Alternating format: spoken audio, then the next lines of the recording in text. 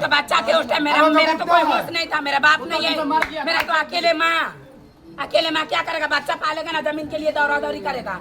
जब मेरा होश हुआ मैं दौड़ने लगी।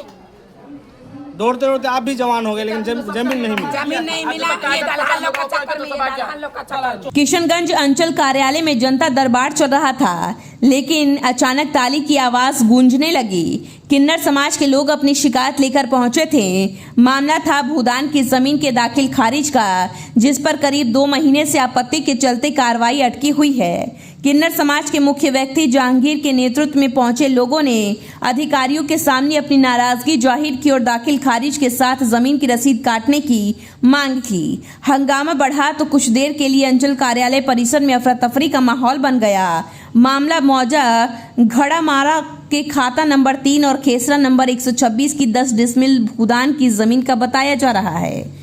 किन्नर समाज का कहना है कि भूदान यज्ञ समिति की तरफ से जमीन का पर्चा दिया गया है और जमीन पर उनका दखल कब्जा भी है, लेकिन दाखिल खारिज के लिए ऑनलाइन आवेदन करने के बाद एक व्यक्ति ने आपत्ति दर्ज करा दी। अब सवाल यही है, जब पर्चा है, दखल का दावा है, तो राजस्व रिकॉर्ड में नाम दर्ज होने की प्रक्रिया आखिर इतने समय से क्यों अटकी है? हालांकि इस जमीन का विवाद नया नहीं है।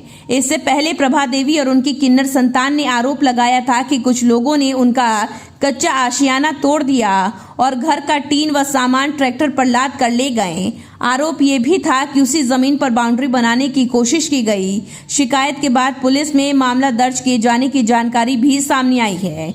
यानी अब विवाद सिर्फ एक दाखिल खारिज आवेदन का नहीं, बल्कि जमीन दखल, दस्तावेज और कथित कब्जे की पूरी कहानी का है। मामला है कि भूदान यज्ञ कमेटी के द्वारा जमीन दान दिया गया है, उसी से संबंधित मामला है। उसकी निष्पक्ष जांच कराई जा रही है और उसके बाद ही विधिवत प्रक्रिया से जमीन को देखकर, कब्जाधारी को देखकर उनको जमीन दिया जाएगा। ये तो सर आप मामला देखें, इसमें मामला क्या है? सर 1983 और रोज 2008 से प्रवास की पर्चा लगे घूम रहा है सर। इसमें क्या इसका भूदान यज्ञ कमेटी से हम पत्राचार कर रहे हैं इस संबंध में कि क्या समस्या है, उसको देखते हुए आगे का प्रक्रिया किया जाएगा।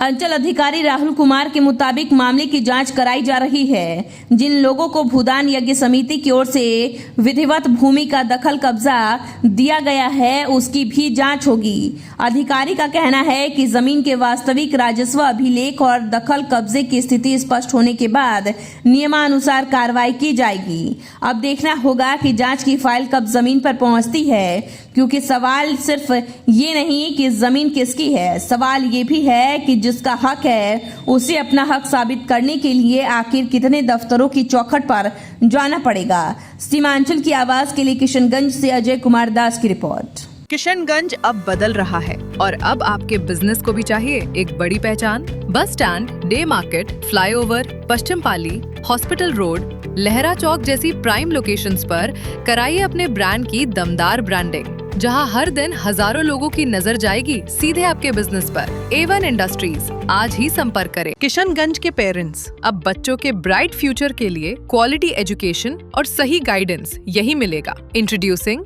Shri Janya classes 6 to 12, foundation courses and NEET preparation, experienced faculty, strong concepts, personal attention. Admissions open now.